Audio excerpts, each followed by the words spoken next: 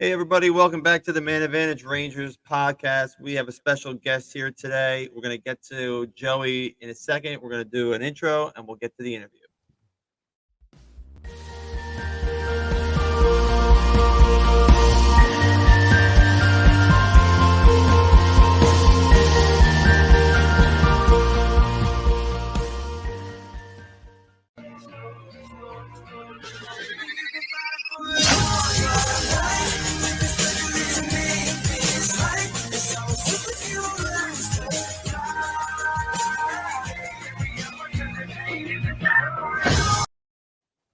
All right, everybody, we are back with Joey from Ice Cold Takes podcast.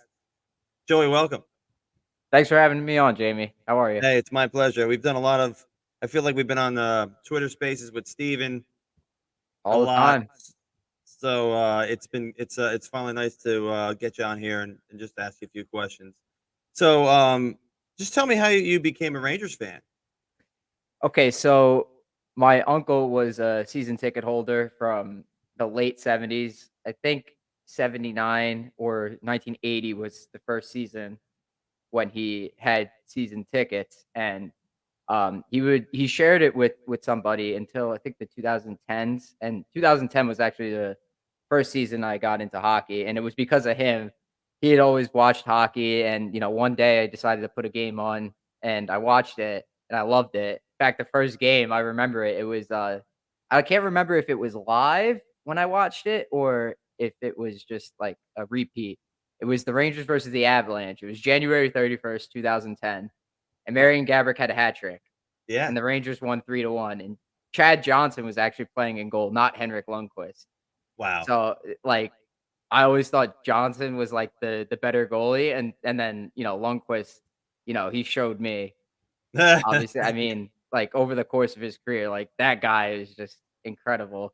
You never had to worry about him giving up like a bad goal or something. You always knew you had him to rely on. But anyways, that's how I became a Rangers fan.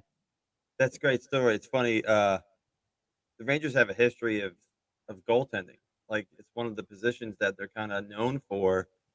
And we've been very, very spoiled. I mean, I go back to I just turned 50, so um, John Davidson was the first goalie I remember. Hmm. And then we had a couple of guys like Eddie Mio and Steve Baker, Doug Sotart, and then it was Van Beesbrook, then Richter, and then we kind of had like the dark ages, and then Hank came aboard, and now Hank has transitioned to Shesterkin. So we're really, really blessed as far as goalies go. But what made you start the podcast? So during the COVID pandemic, at some point, very early on, when I was home for school, one of my friends I went to college with, he had messaged me, he text messaged me, and he had asked, "Hey, do you want to like start like a Rangers blog? I know you had talked about doing that." I once upon a time, my beginning of my sophomore year, it was Blue Shirt Banter. They were hiring people, writers, and I applied for that. Fortunately, I didn't get in, but uh, it was just something that my friend had remembered. So during the break, we started a blog. It was called The Boys in Blue. Had an Instagram page, and eventually, I had always imagined having a podcast. Like it was one of my dreams to have one of those, and so we came up with the podcast. We started the blog in like March, April, and then August of that year, we started the podcast. And we started off strong. Like we would get like some pretty good guests. In our fourth episode, we had Eric Ciccolini on. If you don't know him, he's I know who he is. yep, seventh round pick, I believe, for the Yeah. Rangers a couple years ago, 2019. And then we had Hunter Skinner, Olaf Lindbaum, Austin Rushoff, who just signed an extension with the team. He's playing in Hartford. Yeah. A couple other guys, and then by our 12th episode, we got Tony D'Angelo. And I mean, yeah. I mean, now it's like it's controversial to talk about, but like seeing D'Angelo, it meant the world to me and to my friend, I'm sure. But to me, because he gave us an hour of his time, which he didn't need to do. We actually ran his it was his friend's Instagram page, their management company. we ran their Instagram page. It was for our hockey players, and that was it was great because we did good work. Like I made videos, and my friend was really good at Photoshop and editing, Adobe Spark, and that kind of stuff. So that's kind of how we got started with the podcast, and I've been doing it myself for a little over the past year now. My friend is actually he's transitioned. He's on off to like med school. He's working like full time now, basically, Sure. or part time. Yeah, in the hospital. So he's busy. So I'm by myself. Well, you seem to be doing a really good job. I like your material, your stuff I see on Twitter, and uh, I promise I will check out more of your interviews um, on the podcast. That's great, man. I mean, people always, you know, don't speak too well of Tony D. And you know what? I mean, yeah, the guy probably has some issues, but he did take time out of his busy schedule and gave you an hour or whatever he gave you. And that's great. I mean, he didn't have to do that. So um, that's great, man. Yeah, Um, that's why I always feel like, some of the jokes I see about him are really funny. Like on Twitter, people are ruthless, and you say what you want about him, but I'm always appreciative of the time that he gave me. That meant the world to me. And yeah, I bet.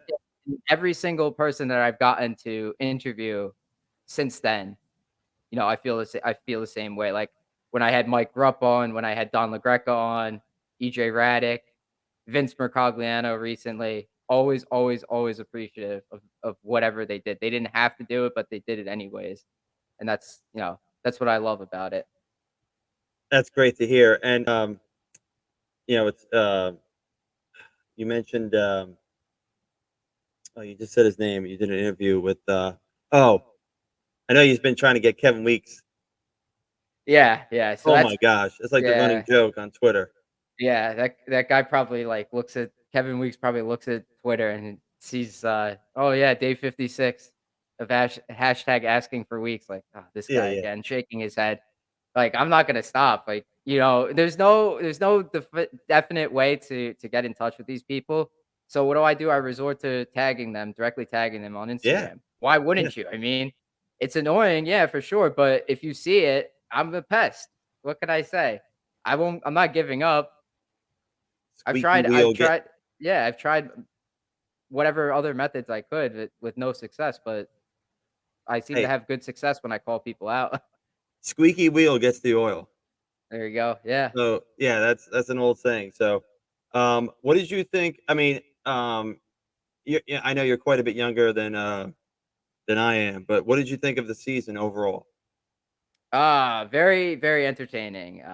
Definitely an improvement from last year. Last year's team was very much disappointing. They had a lot of talent last year. There's a lot of promise.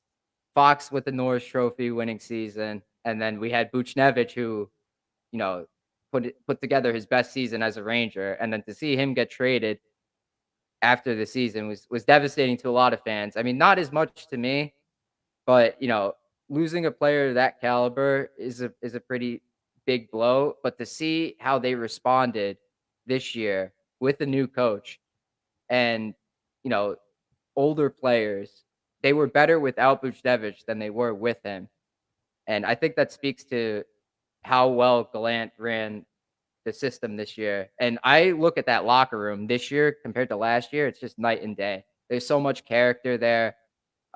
Everybody seems to be bonding, having a good time. I think Reeves had a lot to do with that. Some say he's a little too expensive. I agree, and it's probably not worth having him on the ice this year, Reeves, as compared to maybe a guy like Tyler Mott, keeping him around. But whatever Reeves brings to that locker room, I would take that, honestly, because, it was just a miserable season last year. There was so much that happened from the very beginning, like, starting with COVID, the D'Angelo situation, Jeff Gorton, John Davidson getting fired, Drury taking over, Panarin's issues. There's probably a couple other things that are in there that I'm missing, but to have all that happen in half a season really is a lot especially for a hockey team, and to see how they responded this year, I was very excited. Yeah, and then the whole like Krasov thing over the summer that kind of right at the training as training camp wound down and looked like he was out of there, and I'm glad to see him back in the fold. I really think that he's somebody that um, he needs to play in the NHL. He needs us, and we need him. We need cheap talent. So I think he has a real opportunity here. I think it's a win-win for the Rangers because you look at someone like himself, and he's got to prove he's either going to sink or swim this year in a third line role. And I actually liked a lot of his game at the end of 2021. Um, I was actually at the Devil Ranger game in New Jersey when he scored his first goal, and I remember I was like, "Oh my god, I can't believe I'm at this guy's game where I haven't been to a game in years, and the game I go to, he scores a goal." But I look at this past season. My kids, I have twin boys, and they're 15, and they were so into the team this year, and wow, it was so there were so many special games that I can remember, like how much fun we had during the games, watching the games together, celebrating, and then to top it off with a great playoff run. It was a special season, and I really think with the Trocheck signing, I know a lot of people are like, "Oh, it's 7 years," and I don't care about the 7 years. I really don't. Right now, I'm worried about the next 2, 3 years. Um, that's kind of I think the Rangers are going for it for the next 2 to 3 years.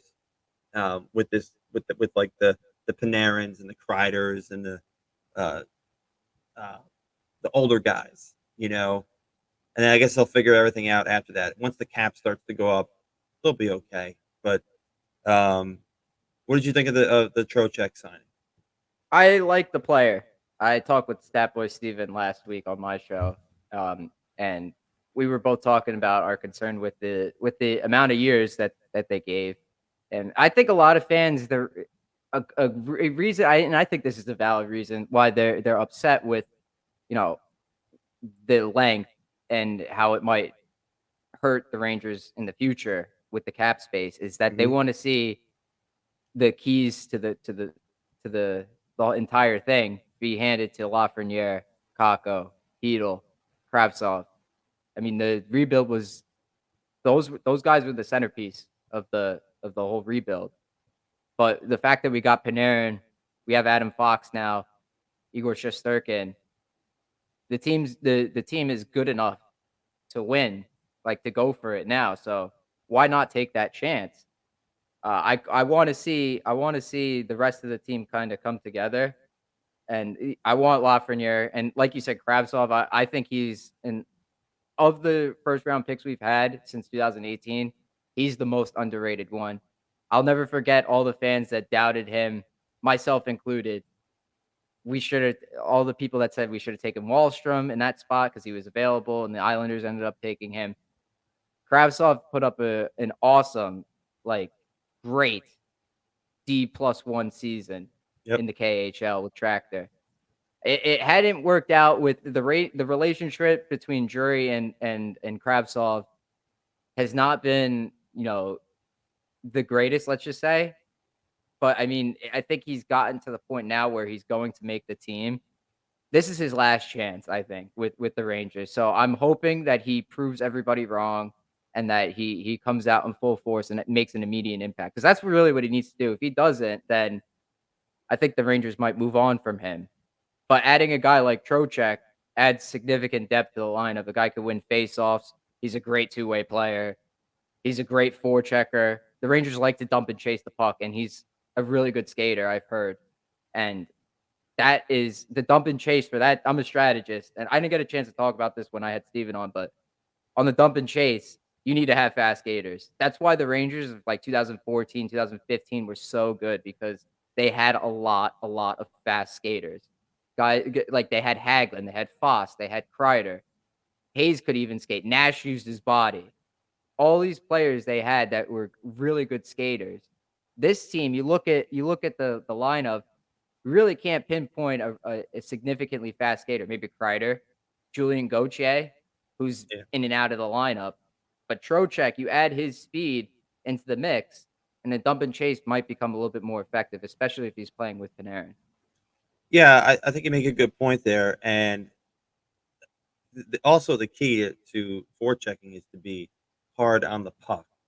And um, Trocheck, I watched him pretty closely in the second round series, and he scored a couple goals in that series. And yeah, I remember one goal. I'm pretty sure he was like on his knees when he scored.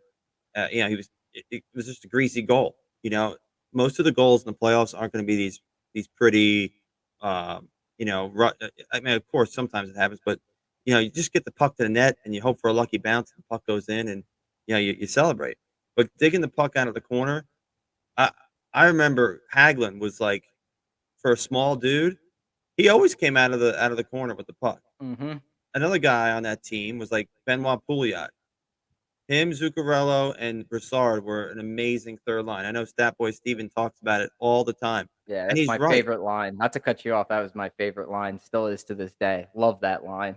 Those dudes were like relentless at getting the puck, and that's all. And forechecking it's just working. It's literally just working and getting the corners and saying, you know what, I'm going to win this puck against the guy I'm going up against. And Strome. Listen, I'm not going to sit here and badmouth Strome, but he was soft. I mean, he was. That's just who he is. He's not going to go in the corner and win a physical battle. He just can't.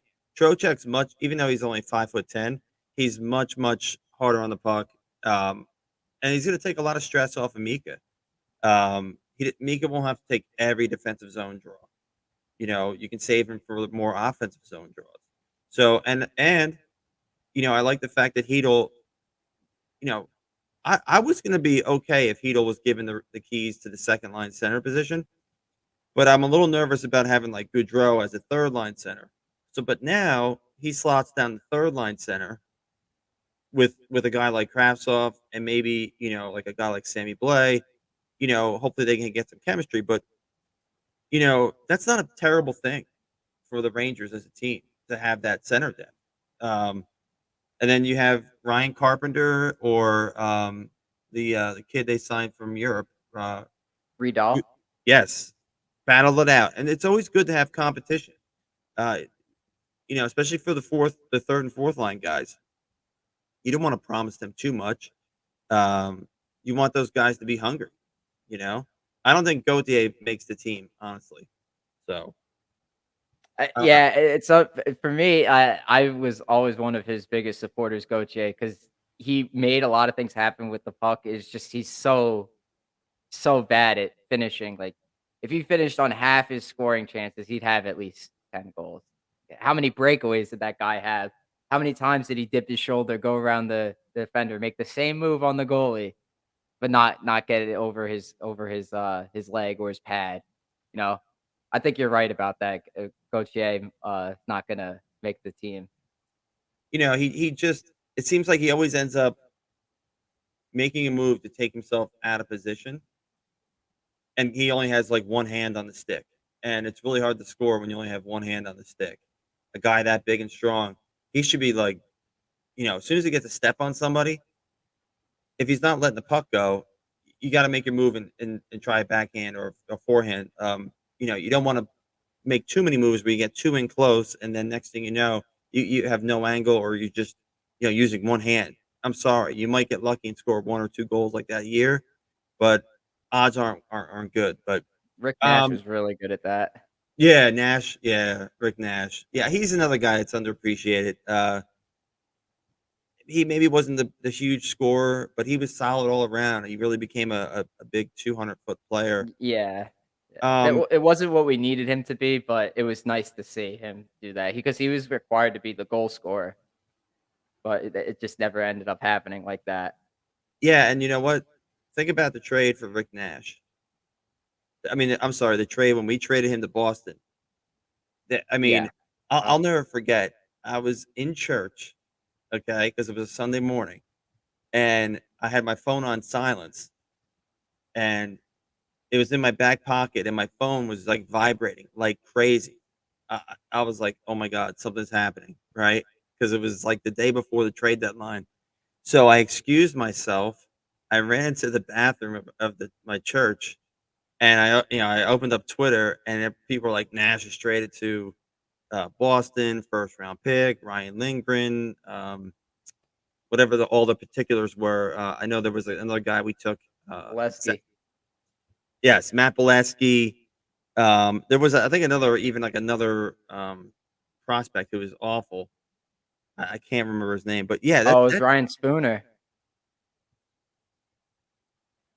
did we get Spooner in that trade? Yeah, Yes, that's because it we turned was Spooner into into Strome. Strome. Yep. That's right, and yeah, I Mhm. probably was in the bathroom for like 15 minutes, and I come back, and my ex-wife is like, "Is everything okay?" And I'm like, "Yeah, everything's good." So I was just like, "Yeah, everything's good." So, but yeah, that was that was that was I had just got on Twitter literally for the trade deadline. That was when I signed up for Twitter. Mhm.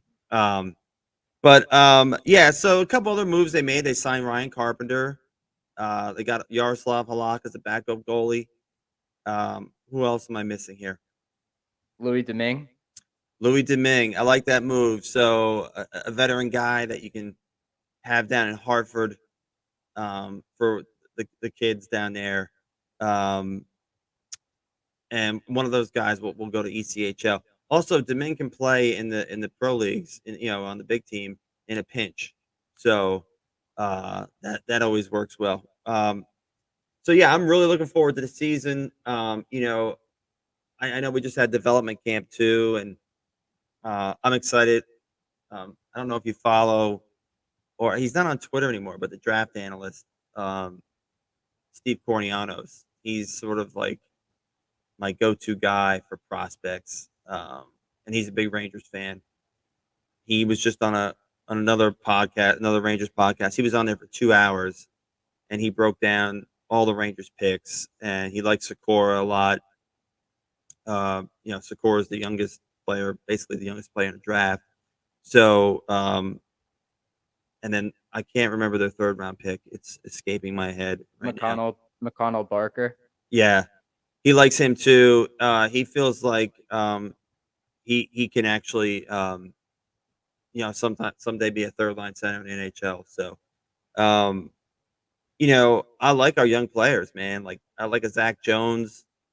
I like a Brennan Hoffman, a Will Cooley. I love Brett Berard. I can't wait for the World Juniors in August because they're having that tournament in August this year, and the Rangers are going to have 7 players in that tournament. So Mhm. um, it's just so exciting. Yeah, the World Juniors are always a good time because if you're really interested in seeing those prospects, like I really wanted to see how Keandre Miller looked. Everyone was so excited for him when he was drafted. It was that first year. I turned one of those games on and it was the USA versus Canada. And I the know where you're start of the going. the I know start where of you're the going with this. Yep, the start of the period, Miller has the puck, and Lafreniere, who at that time, there was not a chance in hell that the Rangers were gonna get Lafreniere. Like, if anything, it would be Lucas Raymond. No, not even Lucas Raymond. The Rangers were gonna pick, like, 13th, 14th, 15th overall that year. They were, gunning for a playoff spot. They were getting there. But then they win the lottery and then they get Lafreniere. But anyways, Lafreniere takes the puck out of midair and scores on the USA goalie. He took it away from Miller and Yep, scored right in his face. And I'll never forget that. And now they're teammates. they're really good buddies. I mean, you Yeah, see pictures exactly. on, Yep. on social media, and they're like best buds. So, Mhm. Keandre Miller, I think he is somebody that, um, you know, he has so many physical tools, and I look at they're really just scratching the surface with this kid. Yeah.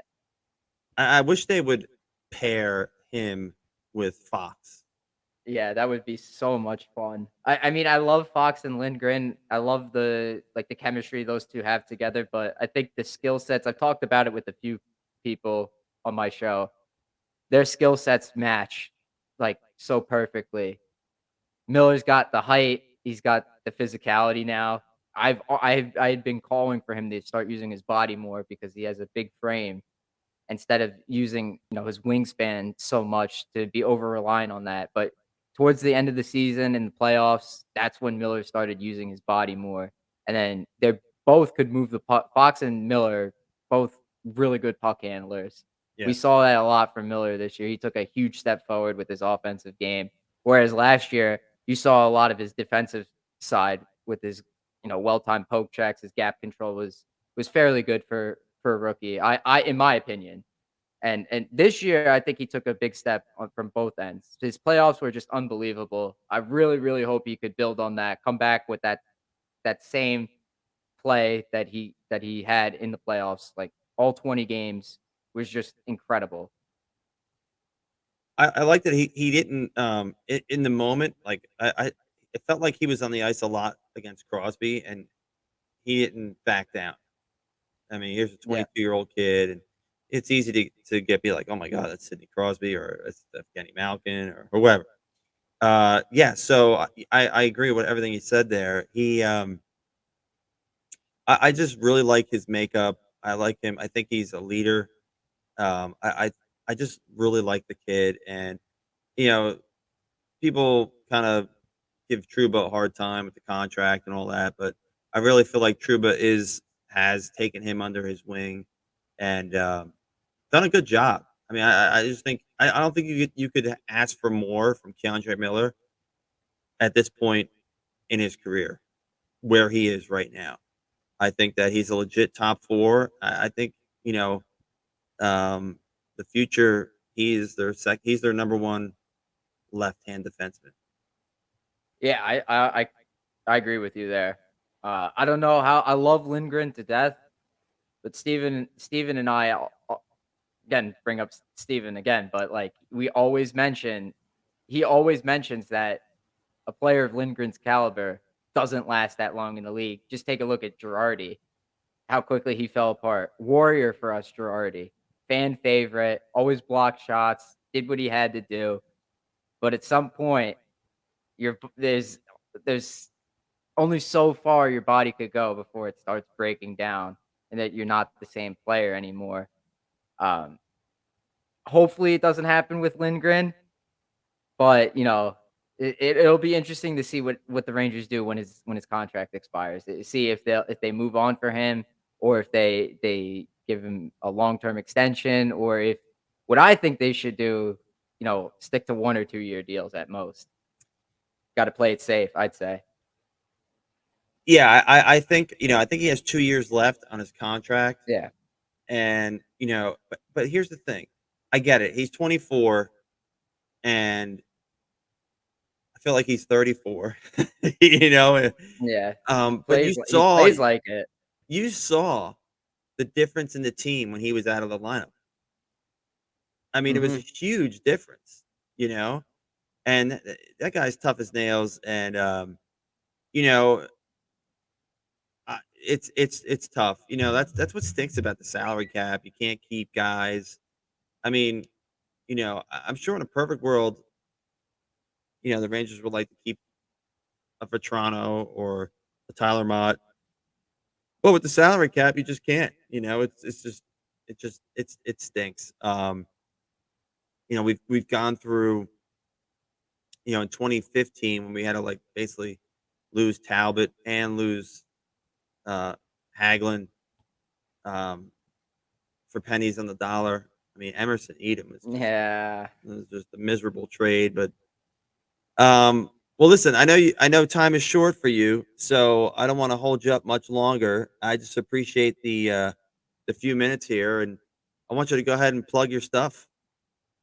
All right. Thanks, Jamie. So if you're interested, you could follow us at Ice Cold Takes Pod on Twitter. We have Instagram too. Same handle at Ice Cold Takes Pod. Follow us on Spotify. Ice Cold Takes Podcast, a New York Rangers hockey podcast.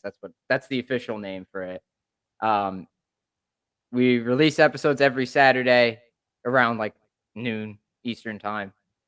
If you're interested in that, I try to get some high profile guests. What we were talking about in the beginning was Kevin Weeks, and the running joke is hashtag asking for Weeks. I've been tagging Kevin Weeks on Twitter for like over 50 days now. So we're gonna start calling him, instead of Kevin Weeks, we're gonna call him Kevin Months. Uh, That's pretty good, actually. yeah, yeah, yeah. Um, Awesome.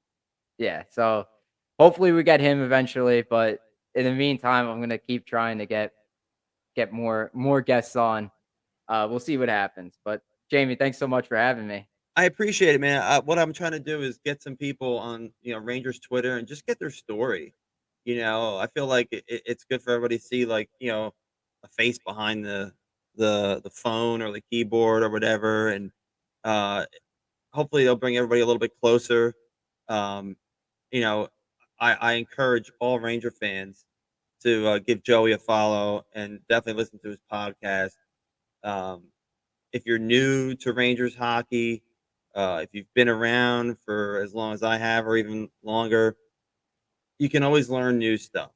And, I try to teach my kids that it's always good to listen to a different point of view, and you're not going to agree with everybody. That's okay.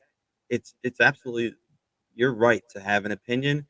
Um, and that's a good thing because it'd be really boring if we all were the same. So, um, all right, I'm going to end the broadcast here. And again, guys, this is Jamie underscore hockey, Man Advantage Rangers podcast. If you give the show a like and subscribe, that'd be much appreciated. We're trying to have some more guests on here as well. If there's any breaking Rangers news, we will be on to update.